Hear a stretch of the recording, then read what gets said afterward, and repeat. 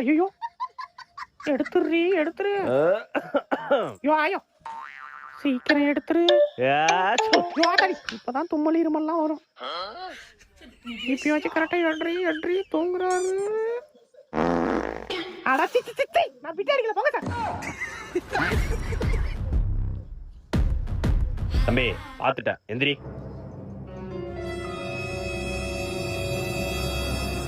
இப்படி கேவலமா பிட்டு வச்சு புக்கு வச்சு எழுதுறிய வெக்கமா இல்ல?